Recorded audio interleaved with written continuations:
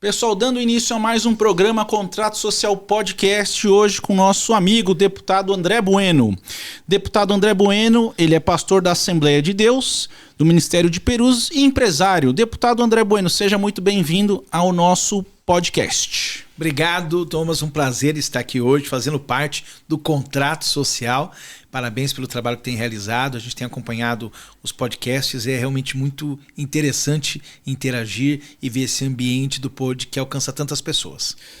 Deputado André, eu queria que você falasse um pouquinho da sua formação familiar em Osasco, os valores que orientam a sua atuação política. Eu nasci em Osasco, meus pais vieram do norte do Paraná. Então logo eles se casaram, mudaram para Osasco, nasci em Osasco, fiquei em Osasco pouquinho tempo. Eu saí de Osasco com 7 para 8 anos e fui morar na zona norte de São Paulo. Ali que eu me criei realmente, região da Freguesia do Ó, estudei nas escolas públicas estaduais ali, e da minha formação política talvez o ponto alto foi me tornar o presidente do Grêmio Estudantil com 12 anos. Eu era da 5ª série, estava competindo com um jovem mais velho que eu, que já era da 8ª série, e 5ª e 8ª era praticamente uma montanha de diferença, só que deixaram fazer boca de urna. Eu fui sala por sala, convenci e ganhei a eleição. Foi muito gostoso, porque na época até um deputado estadual da Zona Norte foi visitar a escola e eu pude receber ele. Para mim foi incrível, encontrei com ele agora 30 anos depois e eu contei essa história, é evidente que ele não lembra, mas para mim foi sensacional. Então ali desde muito cedo havia uma necessidade de representatividade e na escola a gente começou a atuar no Grêmio, conheci a UMES, conheci a UBS, cheguei para Brasília representando a escola e a região, e a grande oportunidade que eu tive foi implementar Grêmios estudantis em 7 escolas da nossa região.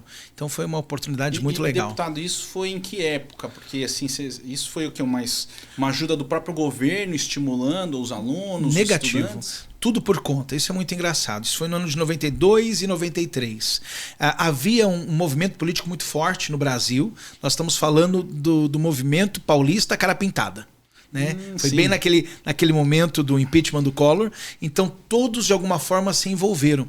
E é interessante essa nossa condição brasileira, essa condição paulista, de buscar realizar ações sem o menor tipo de movimento organizacional vindo de cima. Então não tinha uma secretaria realizando, eram as próprias escolas fazendo. Deu certo na minha escola, que era o Matias Aires, e aí os alunos das outras escolas viram o modelo, gostaram e convidaram, as diretoras aceitaram e nós começamos implementar. Então isso não tinha um foco de secretaria, não tinha uma ação de organização para que fosse feito de forma em atacado. Uhum. Então a gente ia ali no varejo mesmo, construindo escola por escola, e isso era muito legal e interessante. Quando nos viam nessa ação, sempre me perguntavam: seu pai é político? Sua mãe é da política? Quem é o seu padrinho? Né? E eu nem entendia bem essa fala. Eu falei, não, vi uma necessidade e estou trabalhando.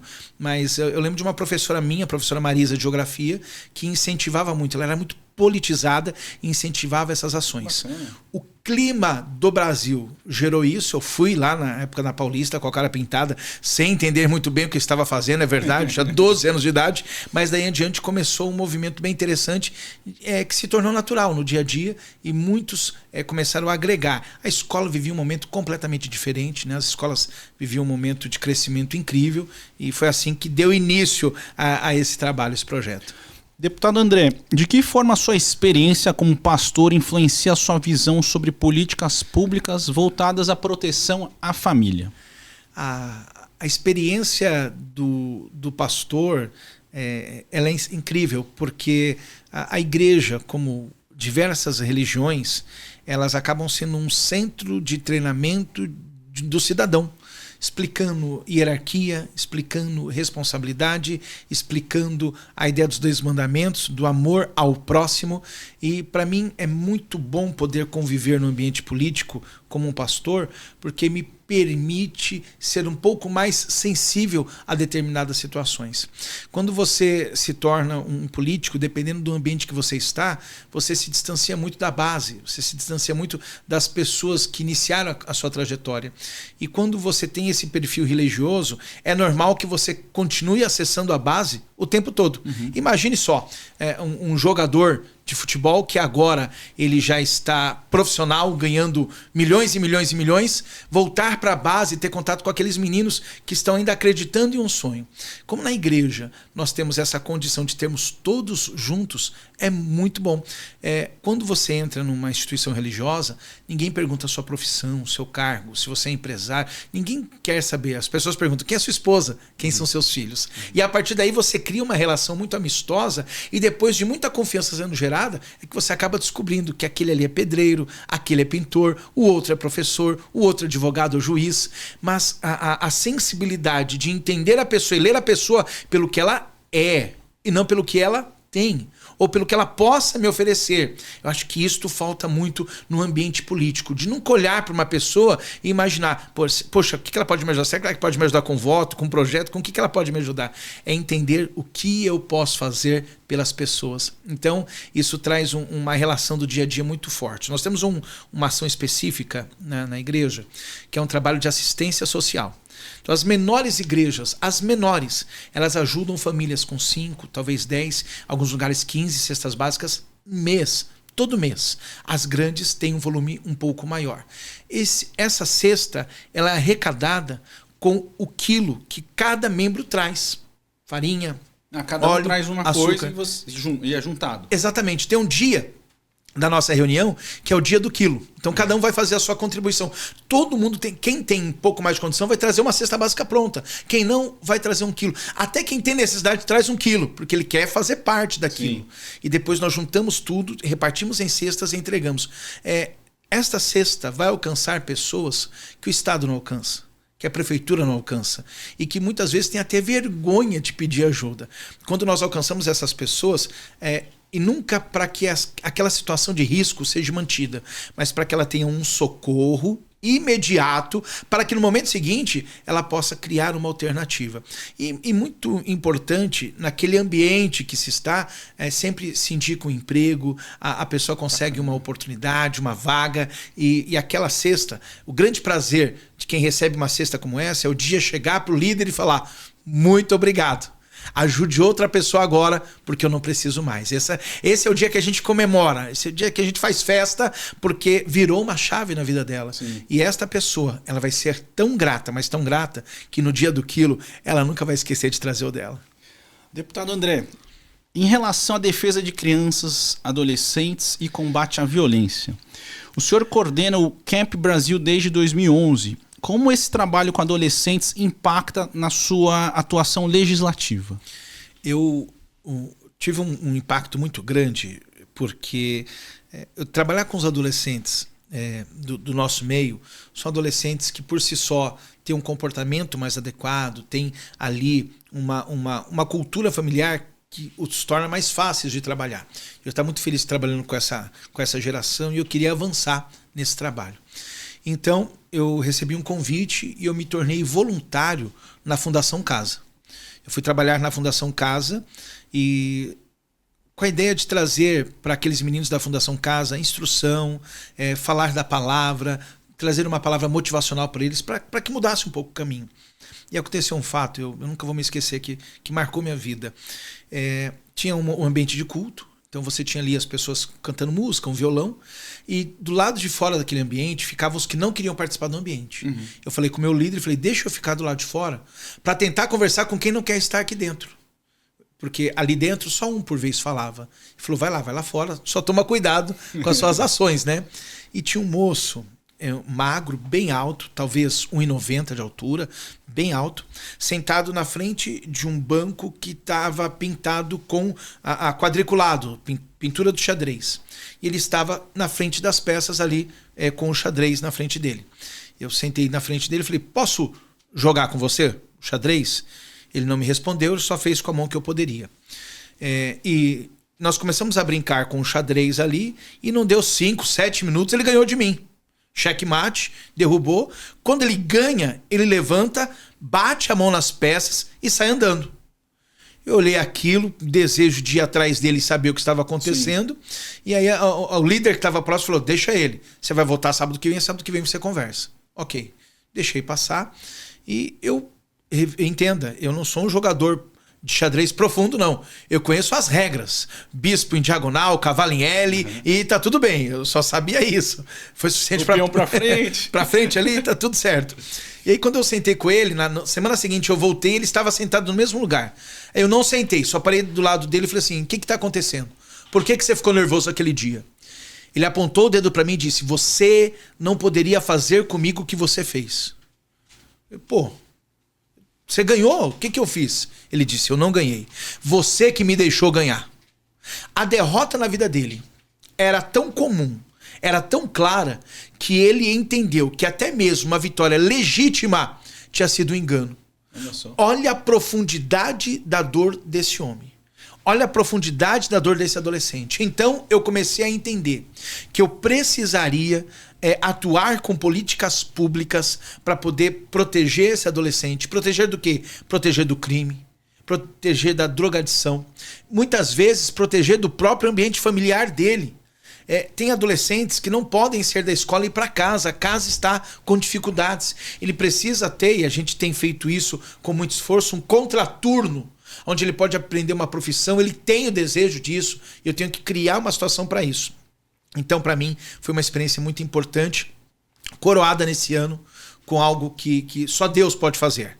A Assembleia Legislativa, ela tem diversos representantes deputados para setores da sociedade. Então você vai ter um deputado que atua no Condeca, um deputado que atua na associação comercial, como um representante da Assembleia naquele ambiente. Me procuraram, o presidente André do Prado me procurou e disse assim, Andrezinho, eu tenho uma coisa aqui, eu não sei se te interessa, nós temos uma vaga disponível na mesa dos coordenadores da Fundação Casa. Como eu vi que você trabalha com adolescentes, você não tem interesse em assumir essa pasta? E naquele dia foi algo muito especial para mim, porque me lembrei do tempo que eu era voluntário na Fundação Casa. E hoje, como deputado, eu posso ter a voz ouvida de uma outra forma, com outras ideias, sim, inclusive com diversos projetos de reabilitação daqueles adolescentes. E é bem legal isso, deputado, porque a gente convidou também a diretora da Fundação Casa, que estará conosco no nosso podcast, a Carla Carleto. Esse eu não perco por nada. Então vai ser uma alegria tê-la aqui conosco também para falar um pouquinho da reabilitação. A Carla, ela é extremamente preparada e ela tem uma visão muito profunda para os adolescentes. Eu penso que será um programa inesquecível. Deputado André, já estive contigo em diversos eventos também na área de artes marciais, do karatê. Eu sei que você tem um trabalho fantástico também sobre inclusão social. E eu queria te perguntar, como é que você vê artes marciais na vida desses jovens?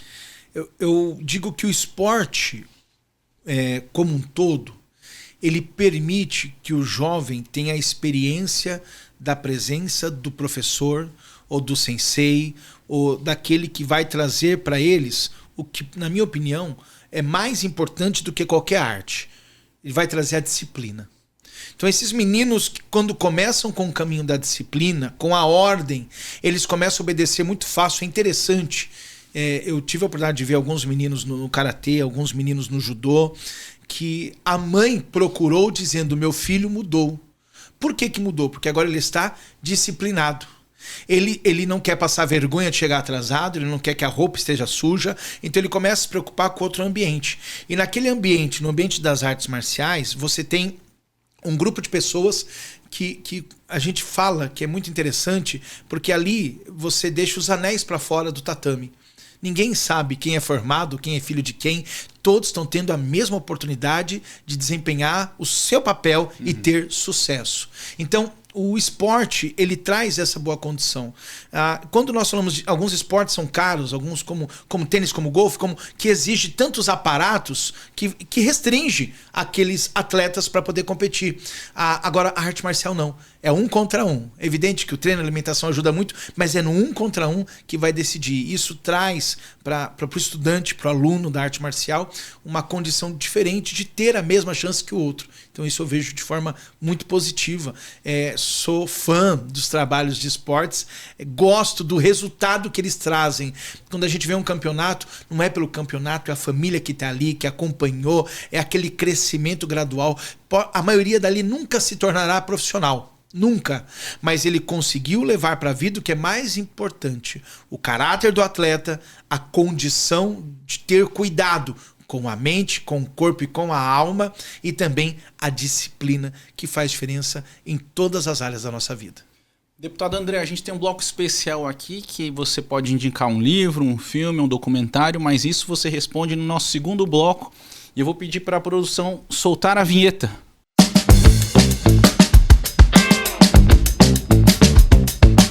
Retomando o nosso programa, no nosso segundo bloco, com o deputado André Bueno, para falar aqui no nosso podcast.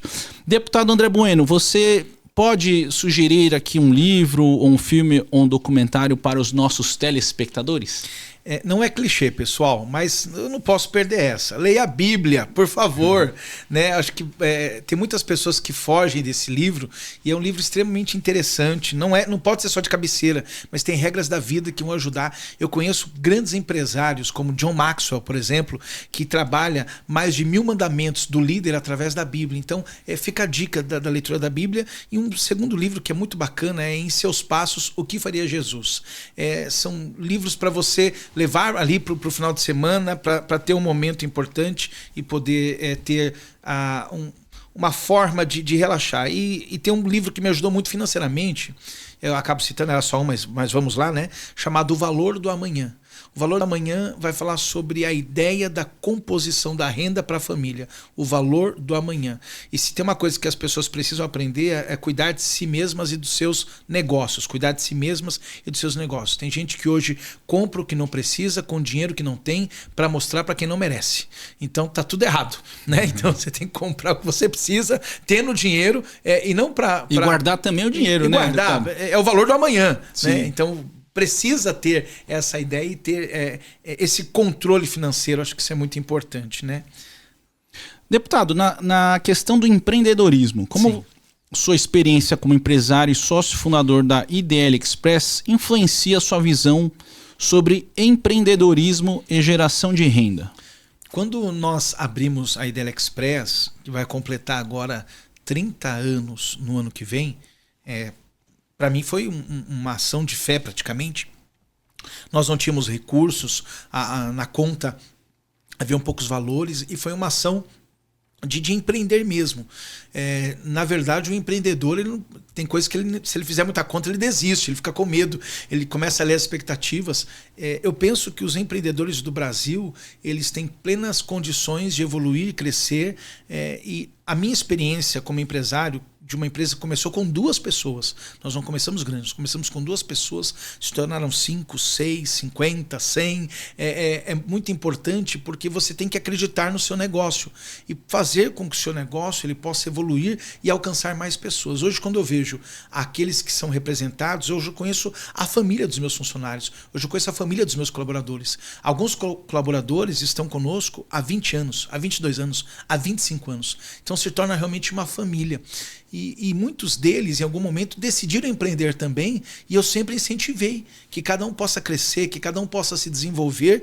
E eu digo para todos que nos ouvem nesse podcast, gente, não tenha medo de empreender. Pegue seu negócio, transforme ele. Se você puder, tenha 2 ou 3 negócios diferentes. Se um estiver passando com mais dificuldade, você terá o outro para se manter. E se você tiver um negócio que você consiga ter em todas as etapas e fazer esse gerenciamento, você pode ganhar de todos os lados. Então, eu acho extremamente importante que as pessoas possam empreender. E hoje nós temos, através dos grandes mecanismos, inclusive no Brasil, meios de distribuição, meios de alcance. Realmente querer fazer isso evoluir. Ser influencer youtuber não é para todo mundo, tá bom? Vamos deixar isso bem claro. Então vamos empreender e fechar grandes negócios, porque o Brasil precisa de você empreendedor, que dê resultado, que empregue, que gere riqueza. Isso é extremamente importante para nós. Deputado André, que políticas públicas o senhor acredita serem necessárias, essenciais para estimular pequenos e médios empreendedores no Brasil? Primeiro, o acesso ao crédito tem que ser facilitado. Então hoje você tem grandes ideias nos pequenos negócios e você não tem como iniciar essa projeção sem que o crédito seja facilitado. Vou dar um exemplo para quem trabalha em comércio exterior, que é a minha área, para você tirar um radar, que é o nome do registro para você iniciar importações. Para trazer um valor acima de 151 mil dólares, você precisa ter quase R$1 milhão disponível na conta por 4 meses. Quem que é pequeno, que consegue ter R$1 milhão disponível na conta, né? Por 4 meses. Isso não existe. Então, a linha de crédito deveria ser muito mais facilitada. E a Receita Federal, no que tange as suas instruções normativas, é desburocratizar esta ação para que os pequenos possam também se envolver no comércio exterior, se envolver efetivamente em essas ações que geram riqueza e renda de forma muito rápida. Segundo ponto importante é criar também, e a gente tem conversado muito sobre isso com o Sebrae, um incentivo aos pequenos empresários para que eles possam conhecer os caminhos e errar menos. O empresário, assim como eu errei, o pequeno empresário errou, o grande erra, vai errar. Mas através de instruções você erra um pouquinho menos. E lutando muito, isso foi até uma pauta de um seminário hoje na Assembleia Legislativa, para desburocratizar a ideia das aberturas da empresa, para que hajam caminhos mais claros, caminhos mais fáceis para que os negócios possam ser feitos. Hoje, o Brasil acaba sendo um ambiente inóspito ao investimento, justamente pelo nosso nível de burocracia, que é assustador. Se para nós, que somos brasileiros, já é assustador, imagine para o investidor estrangeiro. Eu lembro que eu tive uma franquia de uma empresa, e a franquia dessa empresa era justamente para achar os erros que a empresa cometeu e por isso não teve seus benefícios. Olha que absurdo. Uma franquia gigante para encontrar os erros das empresas que cometeram. E veja, empresas grandes que tinham oportunidades, não aproveitaram. Por quê? Porque foi feito para dar errado, não foi feito para dar certo. Então o mecanismo tem que ser simplificado. Acreditamos ainda que com a ação de Brasília da simplificação, muitas coisas vão trazer mudanças para nós. A lei tem que ser melhorada, tem pontos para avançar, mas eu acho que esse simplificar ajuda o empreendedor a entregar da forma que ele precisa e quer. Deputado, em relação à sua atuação política, projetos, quais projetos ou propostas o senhor considera prioritários para este mandato?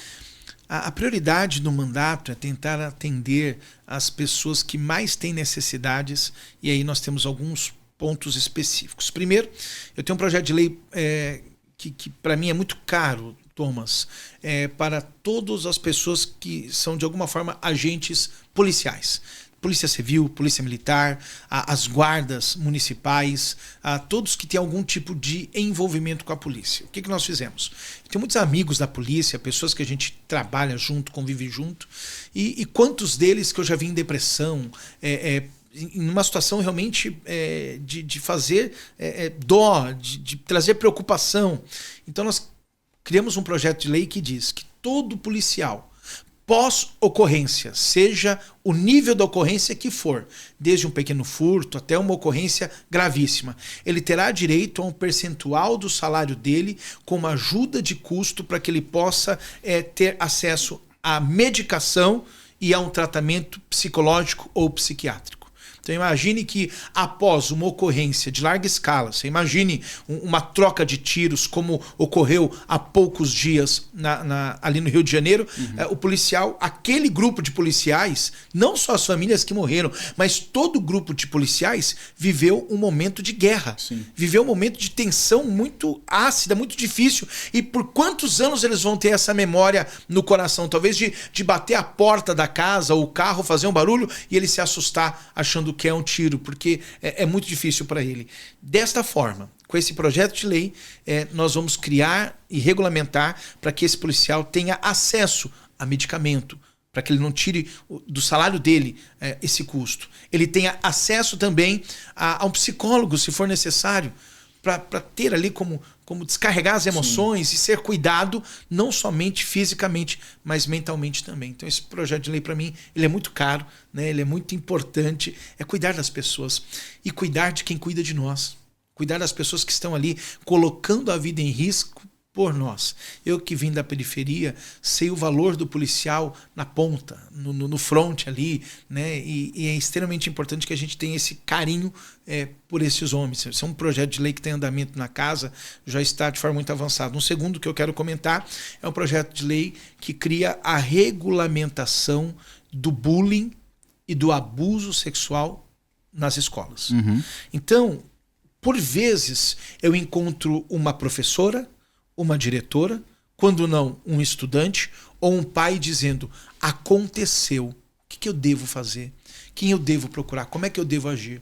Existe um medo natural da repreensão, um medo de acharem que a criança está inventando alguma história. Então nós fizemos um projeto de lei com um protocolo, como se fosse uma instrução normativa para o que deve ser feito quando ocorrer uma ação como essa. Junto com esse projeto, existe também uma proposta da Semana da Conscientização em todas as escolas estaduais para que justamente esta conscientização traga o entendimento e não ocorra o mal, não ocorra o abuso. Nós temos inclusive uma cartilha que nós distribuímos de forma gratuita para famílias, para escolas, para associações, justamente para que haja essa proteção e através de políticas públicas nós possamos criar ou fortalecer essa rede para que as crianças não sejam atingidas e o bullying possa cessar de uma forma ou de outra. Deputado André, estamos quase no fim do nosso programa, mas antes disso, fazer essa última indagação. O senhor tem forte conexão com movimentos de conscientização política cristã. Sim. Como você vê o papel da fé e das comunidades religiosas na construção de políticas públicas no Brasil? Essencial, essencial. Você tem hoje comunidades que estão nas franjas das cidades, nas pontas das cidades, que convivem com as maiores dificuldades, e se você passar um dia e ouvi-los, dali já saem instruções daquilo que pode ser feito para que gere mudanças. A conscientização política no Brasil, religiosa, ela é extremamente importante porque você tem todos os grupos organizados que falam de política, você tem os sindicatos que falam, você tem os professores, você tem grupos organizados. E por que não? A fé não pode discutir isso também, colocar na mesa. A ideia nunca deve ser da polarização, mas do entendimento que todos têm o direito a se expressar e colocar aquilo que realmente pensam. Por muitos anos a gente brincava lá no ambiente religioso que falar de política era coisa do diabo, era uma coisa que não se deveria falar, né? Por conta disso, deixamos de ocupar espaços importantíssimos e defender a fé daquilo que nós acreditamos, uma vez que as igrejas elas já têm uma ação social tão forte, tão intensa, que talvez precise apenas politizar para que se torne sistemático, aprendendo a fazer com quem já realizou e ensinando os caminhos. Um exemplo disso, que é incrível no nosso estado, é o restaurante Bom Prato, que com R$1 você consegue alimentar uma pessoa, né? E tão bonito, porque esse Bom Prato agora tem um Bom Prato móvel. Como funciona? Às vezes a pessoa não tinha dinheiro de sair do bairro e vir para o centro do bairro. Então, por não ter o dinheiro, os 3 ou 4 ou 5 reais da passagem, que é mais caro que R$1 do almoço, ele não ia. E agora, com o Bom Prato móvel, o caminhãozinho vai lá até a ponta do bairro, entrega e volta. Então são políticas que quem está na ponta ouve muita gente, consegue aprender e entender. Inclusive, eu deixo aqui a propaganda, nós temos uma instituição que a gente ajuda muito, nós estamos com 250 crianças da periferia aprendendo música clássica. Que bacana, hein? 250 crianças da periferia com instrumento de última geração, com professores incríveis aprendendo música. Mais uma vez, você imagine o que é esta criança sair do celular e ir para o instrumento. Sim. E poder ter acesso à cultura, à arte, mesmo morando na periferia. Aquele dia ela acorda, toma banho, se arruma e diz: hoje eu vou tocar meu saxofone, hoje eu vou tocar meu bombardino, hoje eu vou tocar meu violoncelo, que é maior que ela. Então isso é maravilhoso. São políticas públicas que permitem, trazem um trabalho muito importante com essa raiz de igreja. Né? A igreja tem muito negócio de músico, muitas delas ainda têm suas orquestras. Quando isso chega no bairro, o efeito é incrível. Eu conheci uma orquestra na cidade de Rio das Pedras. Minto, o nome não é orquestra, deve ser outro nome, porque só tem um instrumento, não pode ser orquestra. Mas um projeto social em Rio das Pedras que tinha 250 flautas doce. Olha só. A Yamaha, fazendo propaganda aqui, nem sei se pode, ela doou as 250 flautas doces para esse projeto e você tinha 250 crianças tocando flauta. Olha que coisa maravilhosa na ponta, lá no bairro, com essa sinergia. Né? Demais. Essa criança vai querer evoluir, ela vai querer crescer, ela vai querer continuar. E aí nós temos caminhos e braços para a continuidade desse projeto. Deputado André, agora só para suas considerações finais para a gente fazer o fechamento aqui do nosso programa. Agradecer ao Thomas, que é um amigo querido, por essa iniciativa, toda a produção do contrato, né? Eu quero depois o contrato na mesa para eu poder assinar. Quero fazer parte do contrato social. Que Deus abençoe cada família, cada amigo que está ligado nesse podcast, que a gente possa crescer. E, por favor, você que não gosta de política, já vou deixar avisado. Você vai ser comandado por quem gosta. Se interesse, ouça, discuta, busque informações. A sua presença é importante neste ambiente que faz diferença para a vida de todas as pessoas. Pessoal, muito obrigado pela participação de vocês até esse presente momento. E aqui agradecer ao deputado André Bueno por falar, ensinar, mostrar o seu trabalho dentro da Alesp e também falou muito da sua atuação em políticas públicas. Deputado André, muito obrigado pela sua presença e volte mais vezes para o nosso programa Contrato Social Podcast.